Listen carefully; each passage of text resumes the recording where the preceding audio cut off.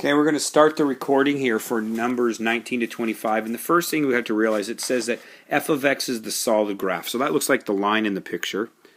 And the line looks like it could be in slope, intercept form. And when I look at it, I get f of x. I know it goes through the y-intercept of 4. And the slope looks like it's 1. So it's x plus 4. So that's important that we have that. That's f of x. And then when we do g of x, we have to remember that we can do it in intercept form. I don't know this constant a, but I do know it's going to be x plus 1. Why is that? Because x equals negative 1 is a 0, as well as x equals 5 is a 0, so x minus 5. Now I have the vertex, and the vertex is negative 2 comma 9. So this is an x, and this is a g of x. And I'm going to put them into the equation. The x is going to go here, and the g of x is going to go here. So I'm going to get, actually I got this backwards here, the sign here. This is positive, and this is negative. So it's going to be negative 9 equals a times, and then I'm going to put positive 2 in there. So I'm going to go 2 plus 1, parentheses, 2 minus 5. And I'll simplify this and see what the a value is. And that gives me a equals 3 times negative 3, which is negative 9a equals negative 9. So we know a is 1. And so in fact, this is one function here. And the other function, if I just put a 1 in here, this is the other function for g of x. So when we do the rest of the problems, we're using those two values here. So I'm going to flip the page, and I'm going to answer number 19. Okay, so here's number 19. I just wrote those in so I have them. And it says what are the equations of the vertical asymptotes for h of x?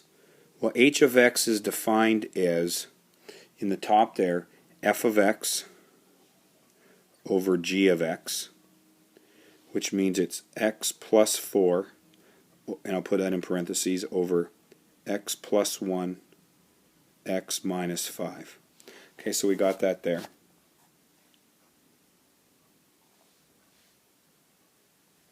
So we have those there.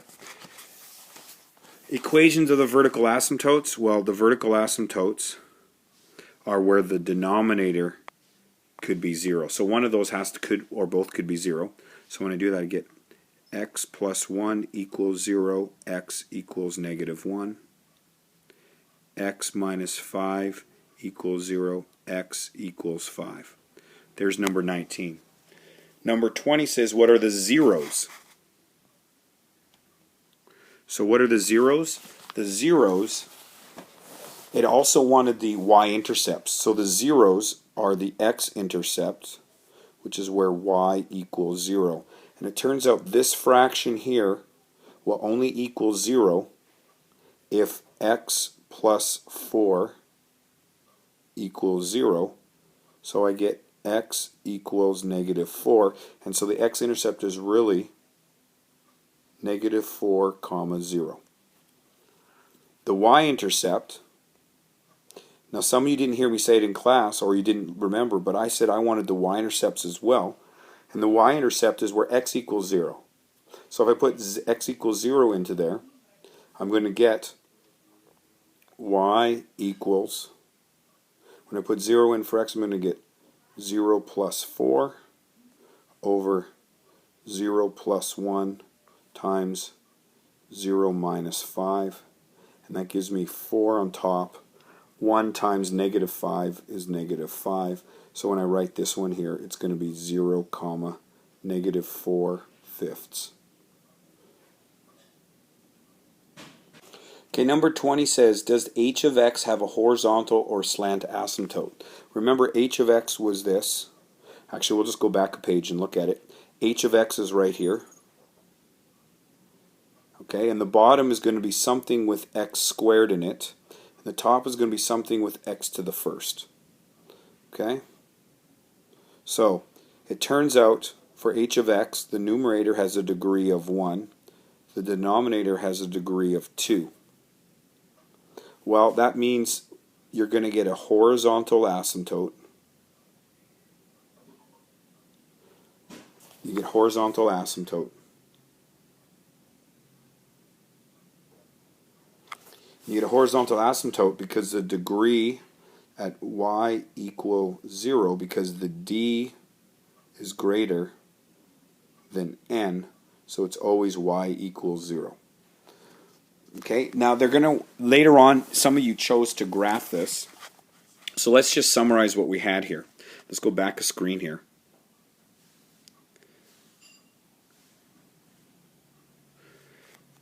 If you go here, we said we had the vertical asymptotes are here. We had the x-intercepts and the y-intercepts. And then we had this horizontal asymptote. So I'm going to go to the next screen. Okay, so on 25, if you chose to graph h of x, then you needed to graph the vertical asymptotes, which was -1 and 5. So if I do -1, that looks like it goes right here.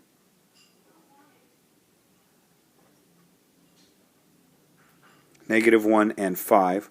1, 2, 3, 4, 5.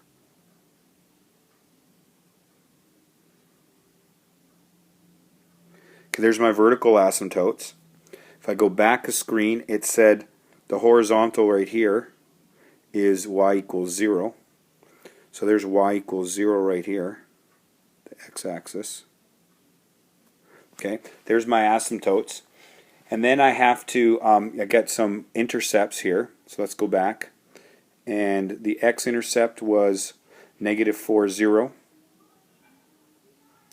The x-intercept is -4, 0. So there's 0, -1, -2, -3, -4. That's right there. Okay, and the other one was, I think it was -4/5. Yeah, 0, -4/5 is the y-intercept. And that's about right here. Okay, so now the question is, how does the graph look? Well, okay, so I'm going to pause here for a second. I'm going to write in the function.